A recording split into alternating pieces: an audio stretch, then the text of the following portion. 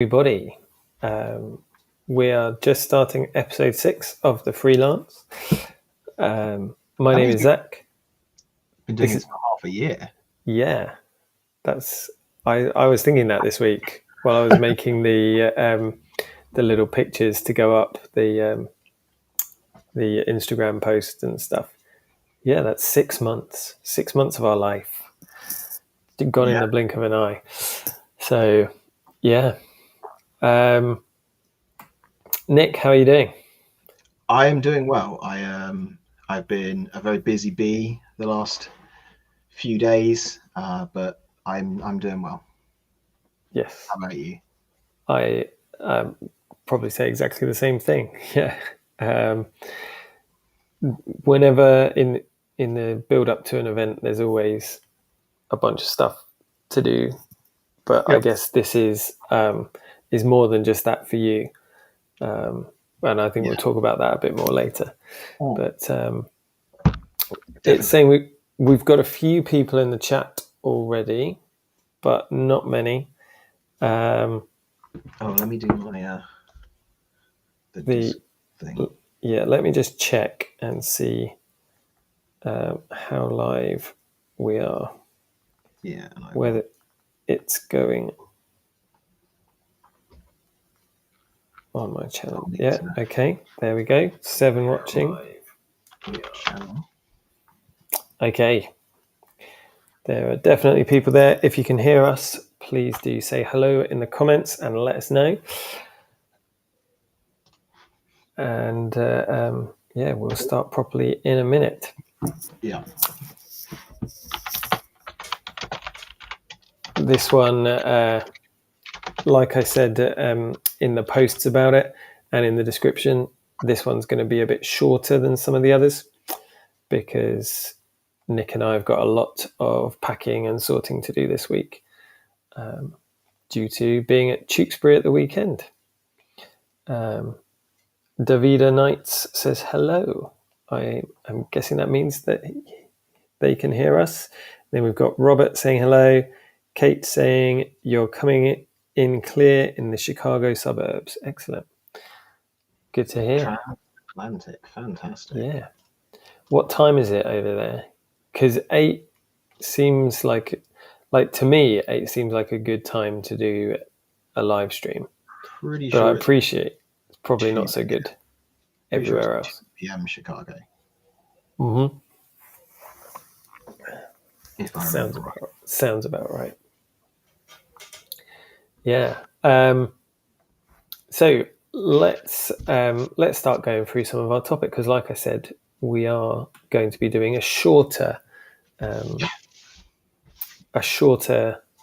one this week. So projects. What projects have you been working on, Nick? Oh boy, I've been prepping for Tewkesbury kind of full blast. So I got not completely finished, but finished enough to fit onto people and finalize 2 civilian liveries for attendants to wear at Tewkesbury. I just finished cutting out a bunch of piggy badges to go on some pens that I've got that I will collar people into sewing on for me at some point over the event. I have just been generally sorting, packing, had to clean rust off my poleaxe because I only checked one side of it where it was stored and the other side got very rusty. So that was a thing that had to be done this week that I wasn't expecting to have to do. And yeah, it's just been a pretty busy couple of months. Yeah. With events and this kind of thing. So yeah, how about you? What have you got done? I've not really done very much since our last show. After Barnet, which was the week after our last show, I say that I have actually, just not for me. But my whole family was ill the first week back after Barnet. I left early, didn't I? Which we'll talk about a bit later. So yeah, it's been an interesting house to be in. But our friend Christabel, who was on the show last time. She came over and we did some modifications to her armor to hopefully make that a lot more comfortable to wear for her, because she's going to be with us at Tewkesbury as part of the bodyguard. And then this weekend just gone, I spent some time with my brother working on his armor to get that show ready as well, because he's also going to be with us at Tewkesbury. So I have done stuff. I've been making and building and doing stuff, but it's not anything that I've got with me, so I can't show anything and that. But hopefully we'll see it at Tewkesbury. Yeah, well, I mean the livery vests that I made for Katie and George who are coming along, those are now packed in a van outside my house. They're like, otherwise I'd be showing them off. But hopefully people get to see them at Tewkesbury and they'll fit okay. We'll get photos and videos and stuff to share on the channel, I'm sure. Adrian says hello from Queensland. It's 5 a.m. there, so well done for being awake. 5 a.m. it's not a good time. Yeah, you are more than Adrian. It's lovely to have you, but you're more than welcome to watch this as a replay. Sleep is important. And I see Robert saying about silicon pellet, the silicon packs. That is what I use in my armor box. So the crate that all of my armor lives in, I have packs in the bottom to suck up any moisture. But the pole axe itself was just kind of in the garage, suspended, and just It's just even just changes in temperature when something like that that's metal. You can get condensation just from fast changes in temperature, which we've definitely been having even over the past month or so. Yeah. I mean, we'll talk about this a little bit with Barnet and Tewkesbury, but this weekend is looking very different to a month ago. Yeah. And Adrian says that the Abbey Festival is on this weekend, so that's in Australia. That's one of the biggest reenactments in Australia. And I think a friend of mine that used to train with us might be attending that in Australia. I don't know if it's the same one, but I think he's got an event this weekend because he went back home to Oz to visit family, and it turned out that there was an event near him. So it may well be the same. Yeah. I mean, near in Australia is relative, right? Yes. Only 8 hours drive. That's near. Yeah. But and Adrian's been working on some. He says blue armor, but it's kind of purpled fantasy style armor, which is pretty cool. So looking forward to seeing that finished. Great. Right. Well, what we're going to do, guys, is we're going to go through basically our normal segments, and then we're just going to talk a bit more in detail about Barnet and a bit more in detail about Tewkesbury. And then if we have time at the end, we'll have questions. So if anyone has any questions, do drop them in the chat, and we'll keep an eye on that for later. But we are going to move on to research. Research. What have you been doing research-wise?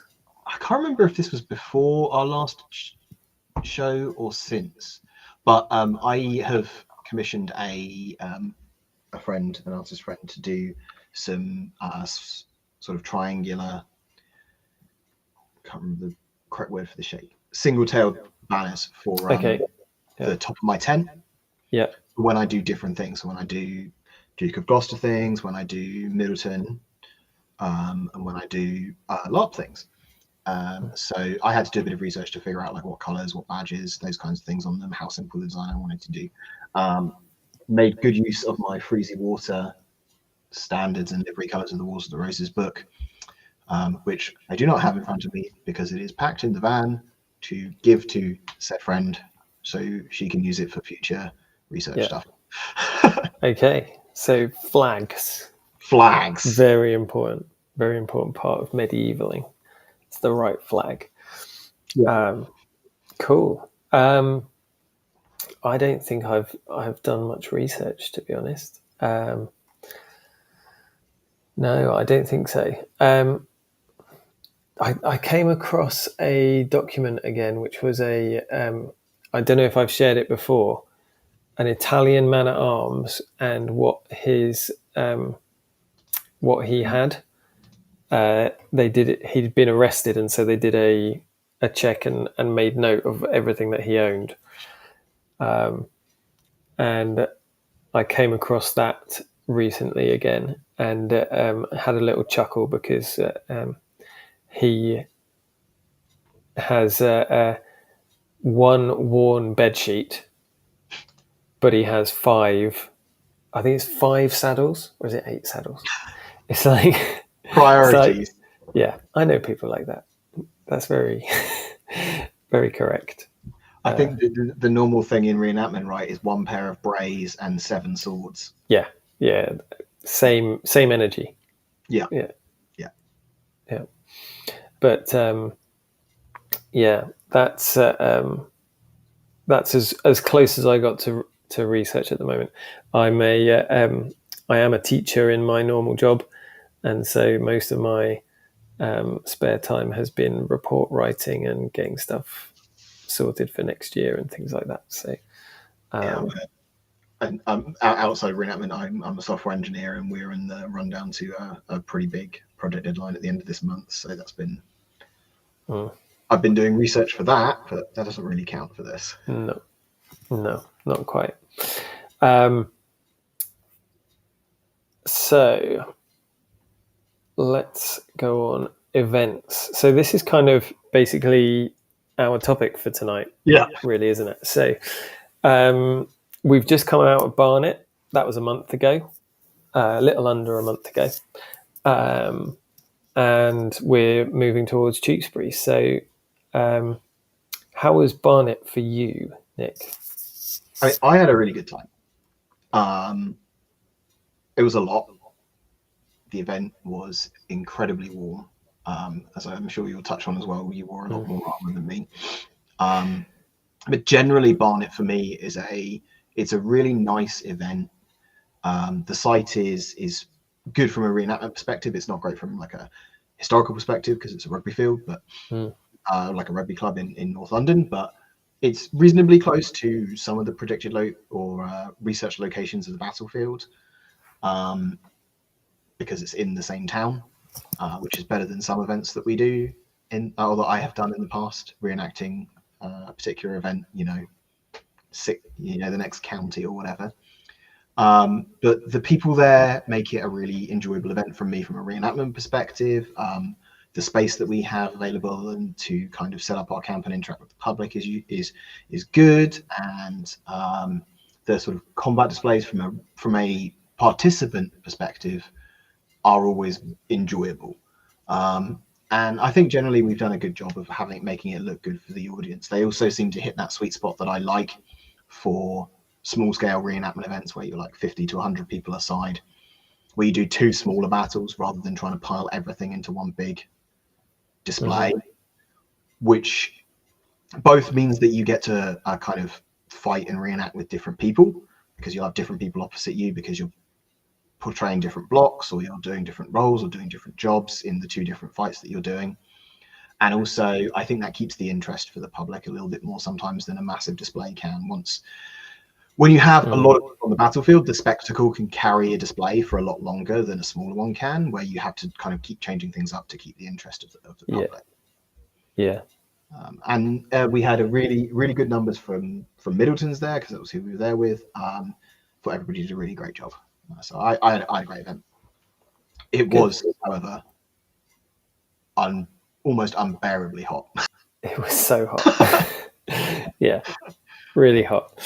Yeah, it was so I was just there for the Saturday. Unfortunately, I had a phone call from my wife on the Saturday evening.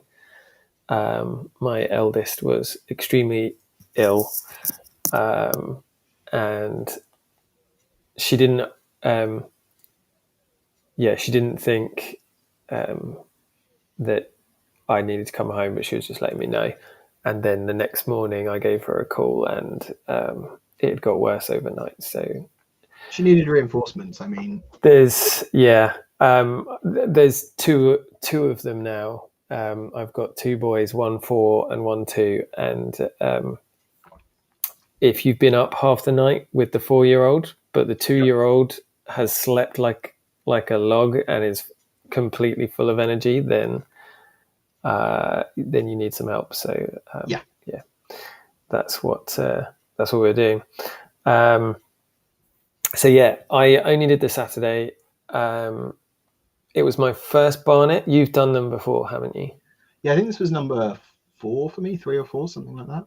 Yeah. And like you say, I think it was a good size. It had a pretty good market for one of that size. Some good fabric stalls and things like that. Ash was there, was able to talk to him.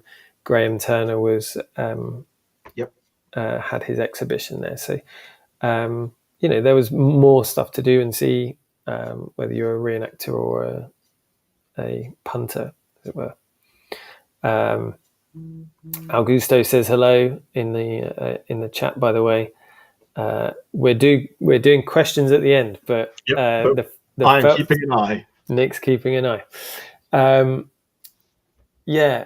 I tried out my new armor and I tried out some things. So I've got some of my past projects that I thought. Have you got props? We'll go through what we did and how they worked and things like that.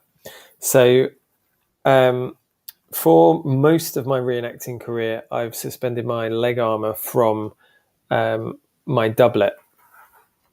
But this year, I decided I wanted to try a Lendenia, which is a belt that is basically the same shape as the bottom of a doublet. Yeah. So it just moves the strain and the stress from the doublet's skirt of holding up the leg armor to instead a separate thing. And the reason I wanted to try this is, well, one, I just wanted to try something different, and two, I thought, so your hose are supposed to tie up to your doublet as well. So I just wanted to isolate that so I could wear my hose attached to my doublet and then my leg armor attached to the Lendenia. And I found that it worked really well. I thought it was it went without a hitch, basically. My one, I made it myself, and it's got this strange shape to it because the back part of it is supposed to fit snugly into the small of the back, and then it needs to come round with hugging the shape of the hips, so it's wider at the bottom than it is at the top, and then it's got a lace up the front to spiral lace and hold it securely. I didn't have a single problem with it, so I was very happy with that, and I will be using that at Tewkesbury as well to see how that goes. I really liked it, and part of the reason that I was super interested to see how that worked for you is because I'm kind of on progress, and at some point we will reach the point where my arming doublet is then too loose for me. It won't fit me snugly enough to support my leg armor properly. And I think in the in-between time between like getting to a weight that I'm like aiming for, and getting a new arming doublet, I think that kind of thing will be a kind of in-between. Yeah. To where over the top of the arming doublet that's holding, that's probably still going to be fine across the shoulders and the chest. Yeah. But it's probably just going to be a bit too loose around the waist, so then I can, add that over the top. Yeah. And what I've done with mine, which you can do for yours if you do decide to go for it, is it doesn't actually meet at the front. So when you're lacing it, you can lace it as tight or as it goes. And that was how my arming doublet used to be. Yeah. So yeah, so Robert says, is it worn over your doublet? I wore it over my doublet because then my doublet was laced up to my it was laced my doublet was laced to my hose, and then the Lendenia was worn over the top. Now my one is made out of leather, but some of the um, some of the evidence that we have for them suggests that they might be quilted fabric as well. But I am more comfortable making things out of leather, which is why I decided to do mine that way. I think I'd do mine out of leather as well, if only because if it doesn't go well, I feel like the amount of time put into cutting a piece of leather into the right shape and lacing it is Yeah. significantly less than cutting and quilting. Yes. Yeah. Well, what I did with mine is I sewed mine up the back to get a bit more shape into it. But even that, like, this was the work of an evening. Yeah. Rather than, a quilted silk one would be Yeah. much more expensive and would probably take several days. Yes. So yeah, yeah, and if you do decide, if anyone is thinking, oh yeah, I'll give that a go, as Augusto says, choosing something that's supple, some kind of it needs to be reasonably thick and not particularly stretchy. A little bit of stretch is okay, but you don't want much. And what I've done, I don't know if you can see here. So where the laces are to attach my leg armor go through, I've got four holes so that it laces through the top two to the inside of the Lendenia and then comes out of the bottom two again. So what that does is it means that the weight of the leg armor pulls the Lendenia in towards the body, because as you pull down, it's pulling the across part in, rather than if there were just two holes there, it would pull it out away from the body. So that's an important little thing for that. Yeah. So that was a success. I like that one. It was a good success. And then we had another one which you are also aware of. This project was probably the quickest one that I had, that I did.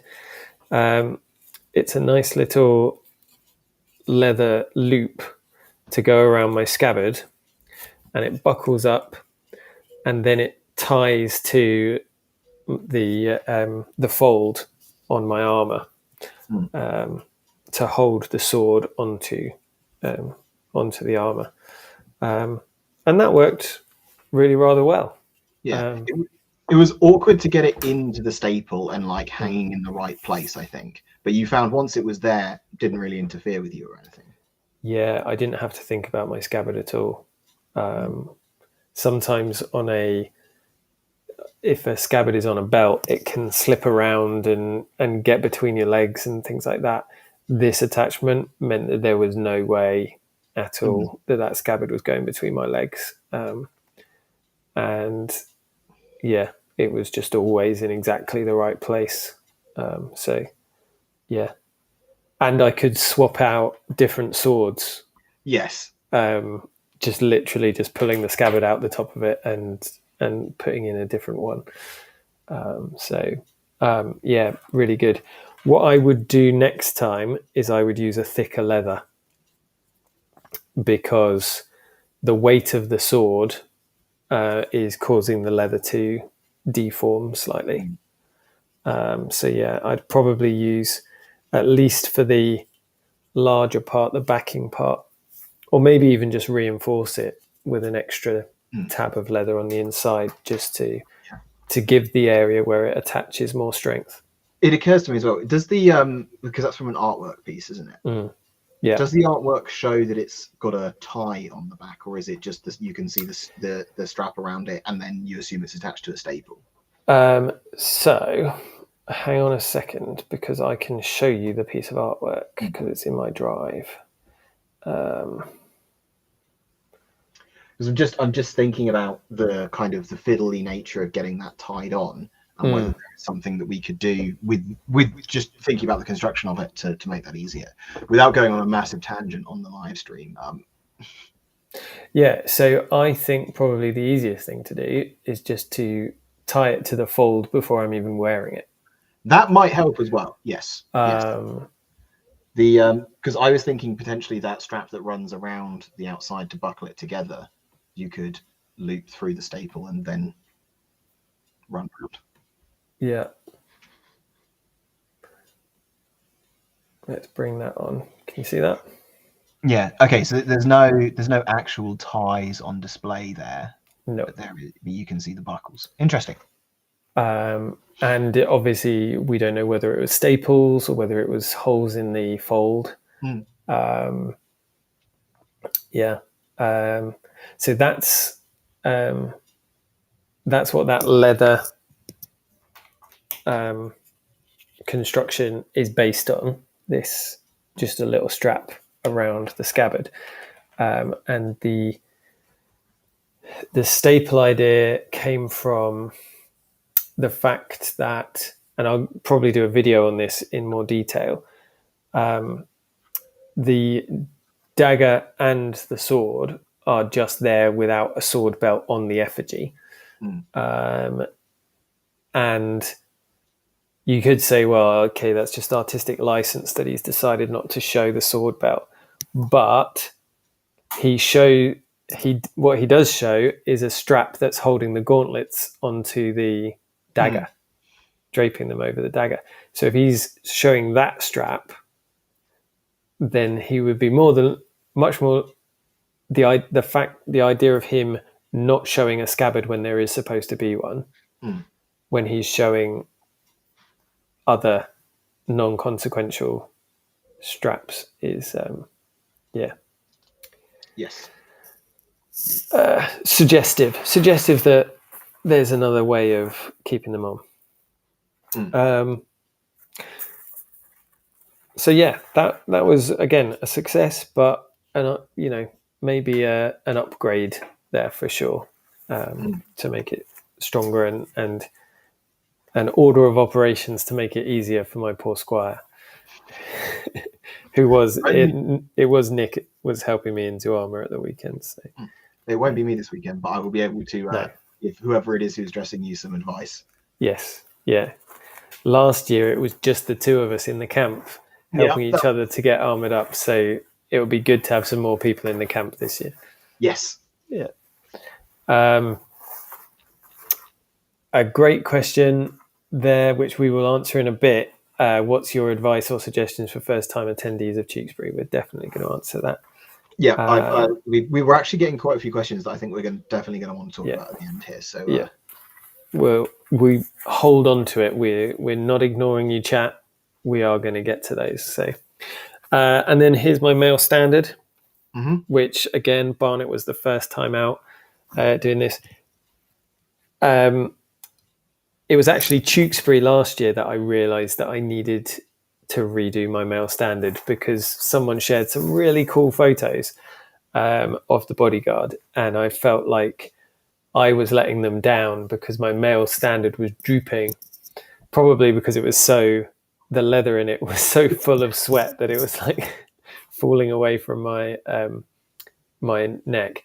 And I thought, it's a bad look because it doesn't make me look armoured. And you do see those kind of floppy mail standards in some art, but it's mostly Italian. And it's guys that have taken their armette off and their soft mail standard is now drooping. But obviously, if you're wearing an armette, that's what is mostly protecting your neck. Certainly the top half of your neck.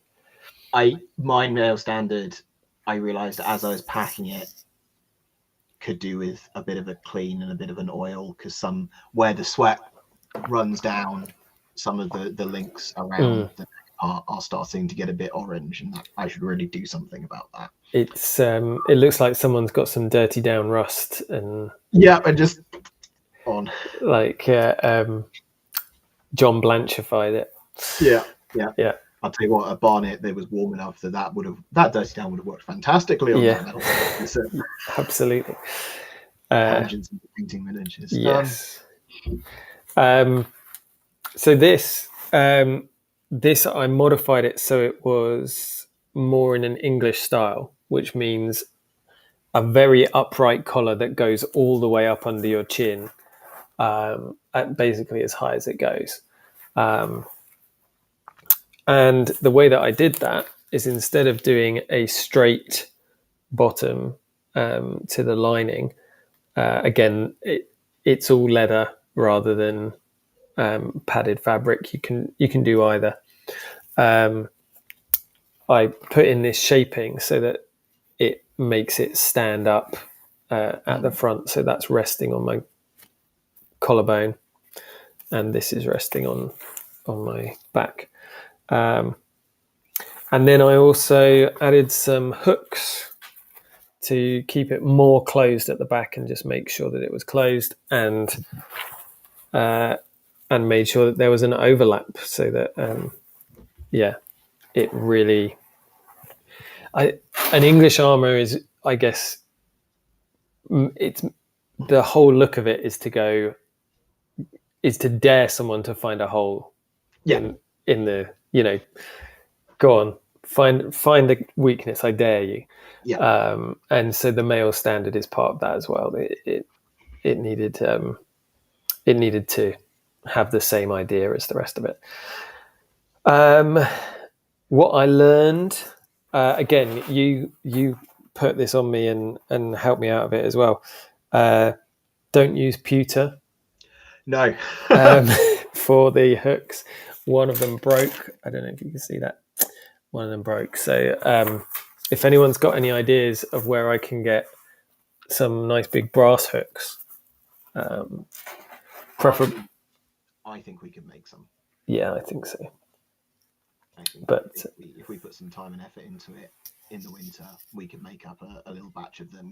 Because I think mine needs something to keep it closed at the back. I'm running into a problem where I find, rather than it drooping forward, it rotates. Yeah. Because as I turn my head to say something to someone and come back, I drag it around my neck, and because I fight sideways on hot, it gets dragged round in one direction fairly regularly. Okay. Well, I'll tell you what we'll do. We'll repattern it. We'll buy in bulk, and because my brother, we need to upgrade his one as well, because his armor's more finished now. So we can get a little production line going. Another thing that I would do, so the pattern, you can see it's straight down each side here. But my neck is not straight, so and it's wider at the bottom than it is at the top. So what I should have done is had that at more of an angle, so that the leather meets at the back. It isn't so big a problem because my arming doublet's got a high collar, so I don't actually feel the mail on my neck. But just as a perfectionist, if I was going to do it again, that's what I'd do. And I'm sure we can do the same thing with yours and with my brother's. Should we look ahead to Tewkesbury? Yeah, let's look ahead to Tewkesbury. Oh, some people are suggesting B&Q. Yeah. There are a wide variety of hooks and things. Yeah, we'll have there's a big market at Tewkesbury. Let's move on to Tewkesbury. There's a big market at Tewkesbury. We can look for brass hooks at the market at Tewkesbury. Yes, there are them. Do you know what? There honestly, there may well be. Yeah. Probably not designed for that specific purpose, but there could well be something. Yeah. Yeah. Yeah, I mean, Tewkesbury's this weekend. It's been a lot of time and energy goes into the preparation for this. So you're a lot more involved. So Barnet, you're kind of along as a participant. Yeah, Tewkesbury, you're still a participant. You're not quite in the like ruling council or whatever you call it, but no, I'm not involved with the actual organisation and structure of the event. That's handled by the directors of the Tewkesbury Medieval Festival, who do a fantastic job with like what is an incredibly difficult task. And so many moving parts. yes, yeah, just the ability to have like that many portaloos that are there and are cleaned fairly regularly, and you know there's enough water on site that runs to like near your camp and everything is just like it's a fantastic achievement for the people organizing it. But what I do at Tewkesbury is I play one of the major characters on the field at Tewkesbury, the Duke of Gloucester, which means that that comes with a minor level of organization in and around the battle, communication with the marshals to make sure that the block movements are happening at the right time and in the right place and with and just generally being front and center out in front so people can see you. And it is pretty exhausting. And over the years, we've tried lots of different methods in the camp and having people with us. And we're kind of in a kind of rebuilding and growth period, I think, at the moment, where we're collecting together a group of people who are interested in doing the same thing with us, and then we'll start to develop what we want the camp to look like and that kind of thing. Yeah. Um, Yeah. And it's a difficult thing because you're playing the Duke of Gloucester, the living history camp is never going to be actually living history for that, right? No, it's never going to be good enough to portray someone of that status. The best that we can really put together is to put together a good looking camp that looks status appropriate compared to the other camps around. Because again, people who are portraying, you know, who are portraying a knight may not have the capacity to portray someone of other particular social statuses, you know. And the thing that we miss in all of our living history camps across the social scale is servants of really in any capacity. Even like a man at arms is going to have a manservant or a valet or however you want to describe it, a groom for their horse, and all of these associated things which we just don't have the capacity to have. And the fighters would be outnumbered by the additional people following. You know, as an if you were a knight bachelor, I think you were expected to have a barber surgeon with you as part of your entourage, and an armorer, and a farrier for the horses. And it's like, I mean, you know, it's not Tewkesbury, but in the later 1470s, in the Burgundian army, a man at arms is expected to have 3 different horses: one for charging, one for riding between places, and one for something else. I can't remember exactly what the descriptive word is for it, but like that's 3 horses plus all the associated equipment and grooms already, just for a man at arms, of which there are hundreds in the Burgundian army. Yeah, and hundreds at Tewkesbury. Yeah, just so yes, Jacob, Nick will be dressing up in armor at Tewkesbury. Is this the one event that you get the full plate armor out? No, it's not the only event. It is pretty much the only event that I play anyone of that status. It's not the only event that I wear my full harness, but I tend to downgrade different portions of the harness to play different social statuses. So when I occasionally play Sir John Middleton, who is the knight that my main reenactment group is based around, at events that we know that he was present at. And in that, I would downgrade, instead of wearing my cuirass, metal spaulders or metal pauldrons, I'd wear my brig and brick spaulders. And I'm actually in the process of getting I downgrade that status as well. But I don't wear full harnesses frequently as Zach does, but probably 3 or 4 events a year I get the full harness out, because then there's like local school events or little events where that's the kind of thing that the public are expecting. So you bring the full harness out, you put it on once for 15 minutes to show them what it's like, and then you take it back off again, kind of thing. I mean, when you're talking about raw numbers, that is about the same number, but percentage wise, Sure. Yeah. But also, I certainly in past years, you would have worn your harness for a lot longer than I would, because you'd be wearing it for a full joust display and then maybe keeping it on to do a field battle or. At Bosworth, I'd be wearing it most of the day. So let's see. So Tewkesbury, you've been busy planning. We've got quite a few bodyguard now. We have a lovely selection of returning alumni and some new faces in and around what we're doing, which I think is great. We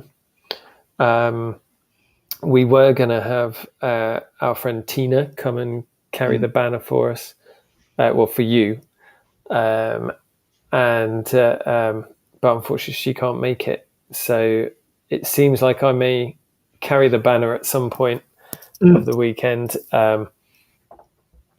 What we try and do, which a lot of reenactment groups tend to have non-combat, because banner bearers are non-combatants, have people who aren't in full plate carrying the banners. So it's a good way to get people onto the field who maybe aren't old enough to be a combatant, or maybe have taken an injury and don't feel comfortable fighting, or something like that. But we try to go full plate for banner bearers, particularly at Tewkesbury as well. For the Duke's banner. Basically, that's the historical thing, right? That's if you're picked to carry the banner, that's an honor, and you guard it with your life. And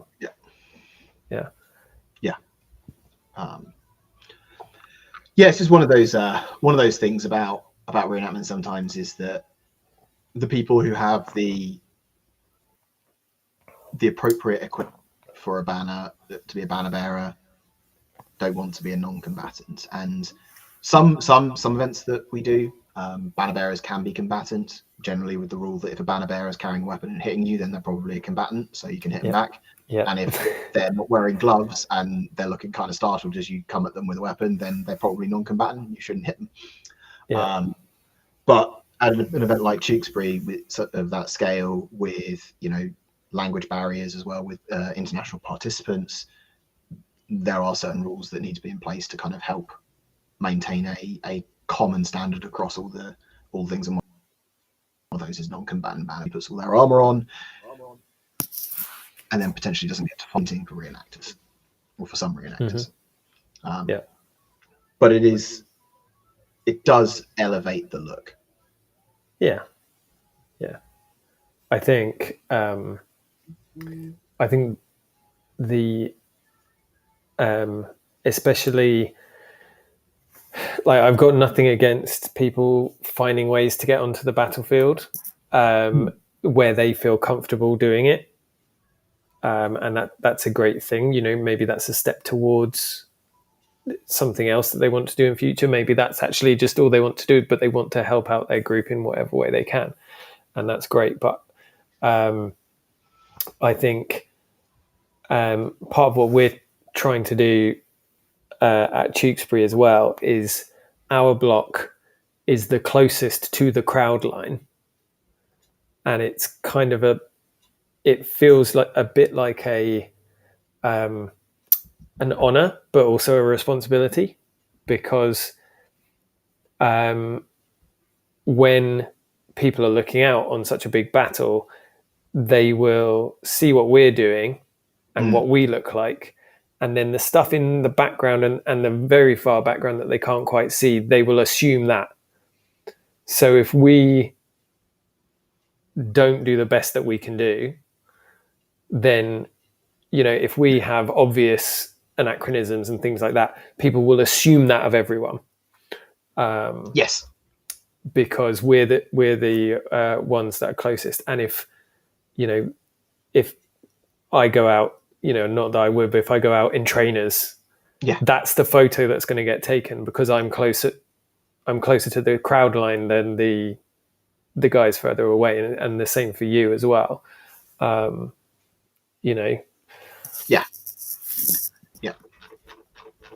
Should we do some questions, given that we've got about 15 minutes left? Yeah. Let's do questions. I need to go do my shopping for this weekend. Yes.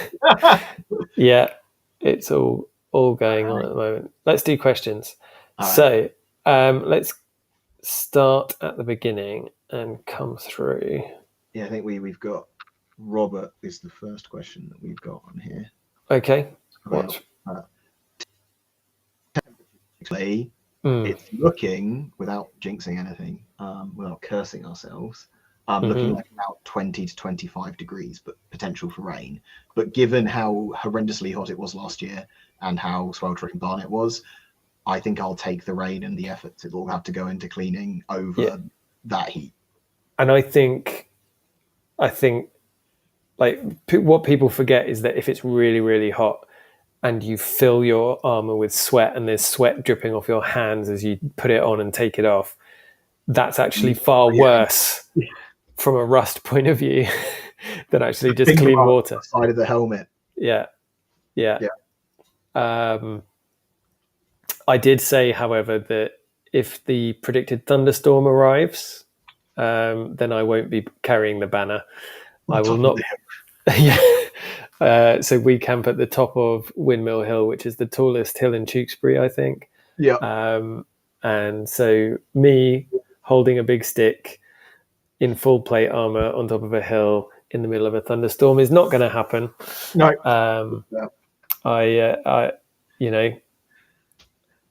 I'm dedicated to this role, but not quite that much. Is there a particular oil or wax that you recommend to keep rust at bay? From Russell Gant. I clean with Autosol, and I clean and polish with Autosol, and I protect with ballast. Yeah. Same here.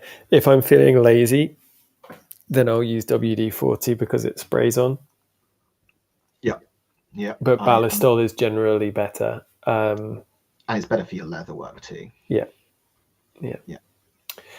How would one tell friend from foe? Another one from Robert.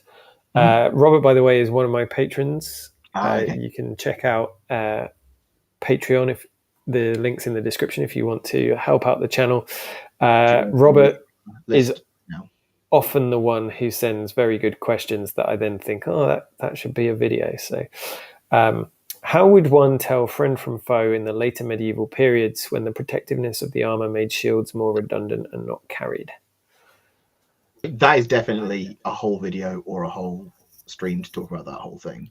Yeah. But what I did find when I saw that question is I went and I did a quick dig around, and I found a picture from one of the Swiss chronicles, the Schilling Chronicles, which kind of has a fantastic picture of the variety of different ways that people might do that. So I think I can share this. Let me see. You should be able to. Let me see if I can make that happen. Window. There we go.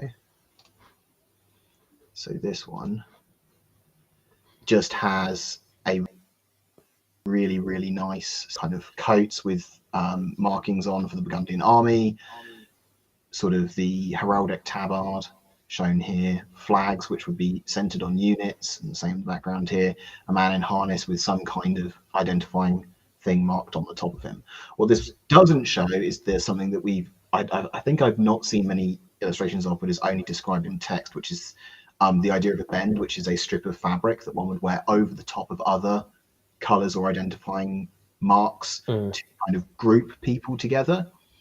And there's also lots of illustrations of particularly the English wearing the red and white cross of St. George on campaign. And there's text examples of people of Richard in his Scottish campaigns commissioning or instructing people to bring jackets with that design on it, so they can tell who they are. So they are wearing devices. There's just not really the same sense of uniform Yeah. you've got later periods. And there's a difference as well between the campaigns in France and the War of the Roses battles, Yes. in that a lot of the War of the Roses battles tend to be armies that are raised quite quickly to deal with a threat, whereas the wars in France and in Scotland are kind of more of an expeditionary force kind of thing, very often, where it's actually a raised army that has been fully prepared and paid, and so you would be more likely to see an army like that having more uniform aspects to it. And we actually see at the Battle of Barnet there is a problem of Yes. misidentification, and at Edgecote as well, isn't Yes. there? There's Yeah. a problem of misidentification in several War of the Roses battles that actually end up being quite disastrous Yeah. for the losing side. So, yeah, the answer is lots of different ways, but not Not as always well reliable. as you might like.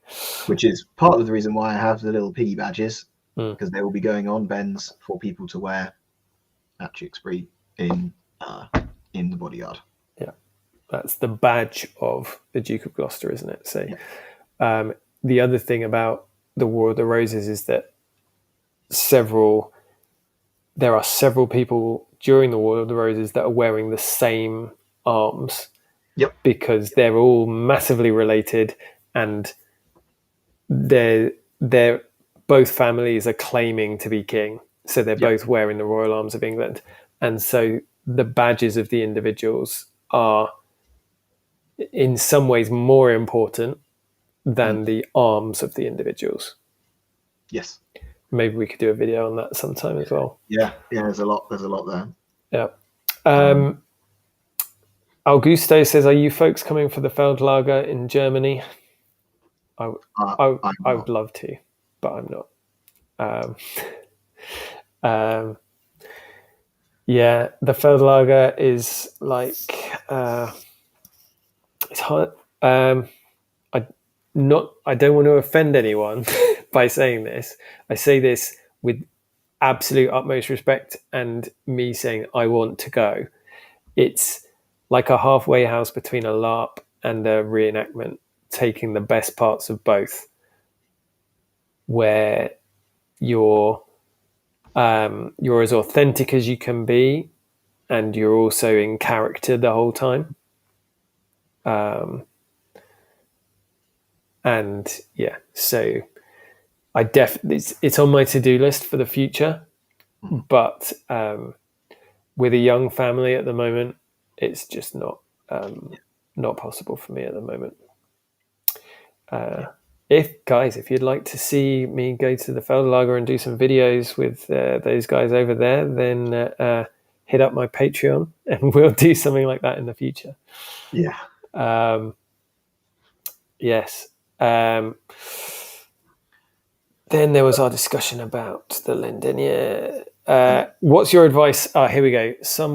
Body. Hello. What's your advice or suggestions for first-time attendees of Tewkesbury? So I'm not sure if you're talking about from a public perspective or from a reenactment perspective. From a reenactor perspective, like if this is your first time reenacting at Tewkesbury, everything takes more time than you think it will as a reenactor. Queuing to go to the loo before the battle, getting to the battlefield, waiting to get onto the battlefield. So keep that in mind. Drink more water than you think you're going to need to, but don't chug tons of water immediately before the battle. You'll just feel miserable. And just do your best to have a good time, and don't let everything and the scale of it overwhelm you. If you're a member of the public visiting for the first time, everything takes longer than you'd expect it to. Waiting for the loo before you go into the battle, queuing to get things from the beer tent, getting down to the battlefield to view things. So if there's something that you're really keen to see up close, get there early. The site is big. Be prepared to walk around a lot. And again, just don't get stressed out if you miss something. The event will be there next year. You can go and have a great time all over again. Just Tewkesbury for me is just a relaxing event. It's one battle a day. It's in the afternoon. There's stuff in the evening on the Saturday that you can go to, but you don't have to, and it's just nice for that. You can make Tewkesbury what you want it to be. And at one point, I did get frustrated with Tewkesbury because it's not the most authentic event in the world. There's a large variety of levels of authenticity and reenactment, and some of the stalls feel like maybe they just come from Glastonbury or something like that. The stalls in the marketplace and things, so not very historical there, but that's actually also could be viewed as one of its strengths in that Tewkesbury can be what you want it to be, and you can take whatever part of it you enjoy and go with that instead of it doesn't need to be pigeonholed. And another piece of advice is if you see us, come up and say hi, because it's really lovely to see people. Unless we're walking back from the battle, in which case come and see us once we're back. Yes. Don't stop us on the way back. Yeah. But it was really nice last year. Actually, loads of the public were like, some gave us some water on the way back from the battlefield. It was really, really nice. So, yeah. And Farrow says, really interested in the staple. We'll do more videos on that because there are references as well that I can share. And yeah, it was good to see you at Barnet as well. More questions. Looking for questions. George, we'll chat at Tewkesbury. Come find us. I think it's a question for you about beards and the event. Where? 2051. Good evening. What was going on with your beard on the photos of your recent event? Trying to look more period-like. Yes, I will be shaving as well for Tewkesbury. So this is going later. Yeah. So obviously electric beard trimmers didn't exist, and so a well-maintained beard was very difficult to achieve, and so not to say that people didn't have beards, people did, but the most stylish upper class way of wearing facial hair was to have none in the late 15th century, because that showed that you were rich enough to shave every day. And talking of all that, if you get a chance to talk to Mitch, who I think is in the chat, he found a lovely effigy of a late 15th century knight with a moustache. Yeah. You see loads of moustaches in the late 14th, early 15th century, but still very well manicured. Yes. Because again, it's all a status thing. It's like, if you're rich enough to have an effigy, you're rich enough to have a barber. Yes. At your beck and call. Yeah.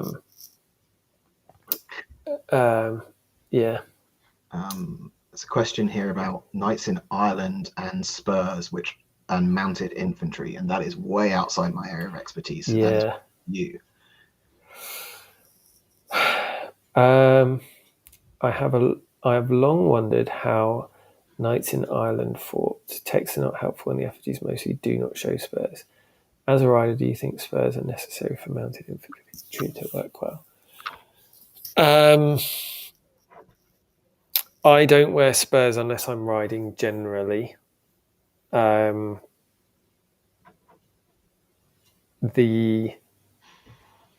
is possible to walk around in spurs, and a lot of medieval spurs are not as long as the ones that you see in museums, because we have a lot of spurs left.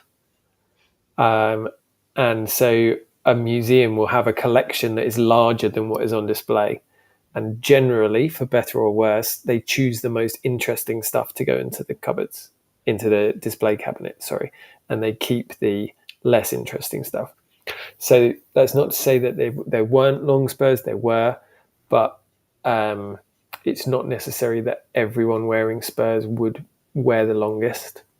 And especially if you were planning on fighting on foot, using shorter spurs would be better.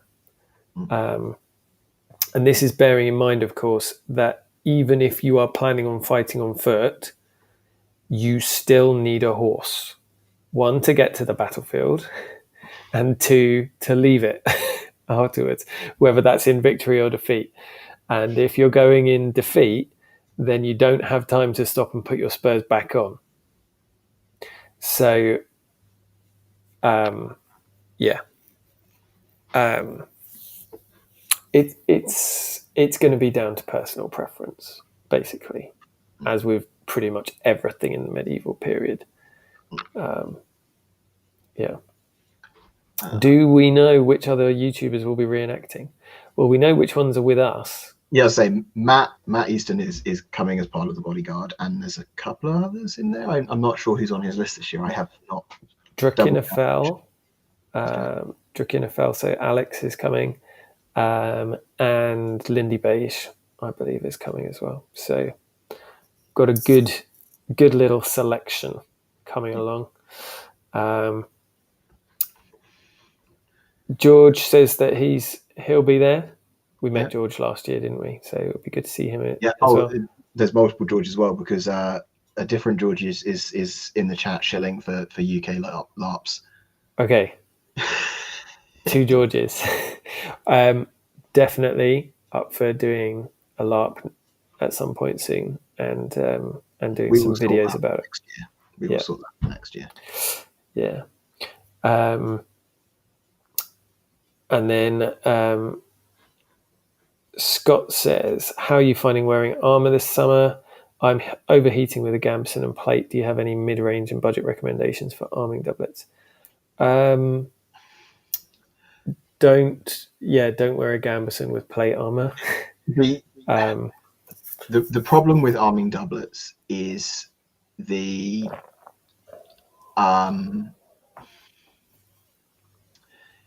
for it to, in my experience, for it to work well, it needs to be really closely fitted. And that means that it really needs to be made for you, which immediately puts it in the upper end of most garments you're going to purchase for reenactment, which means that it is very difficult to have a budget option for an arming doublet. One thing that you could try is, if your gambeson fits really nicely and you don't want to use it for anything other than wearing under your plate, is just start opening it up and start taking some of that padding out. Just take layers of it out.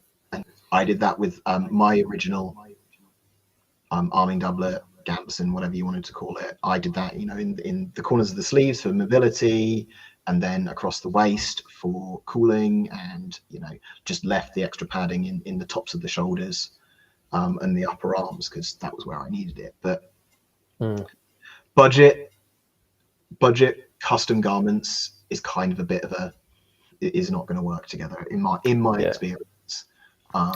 So probably the thing you have can be a cheap way of getting to something better. Yeah.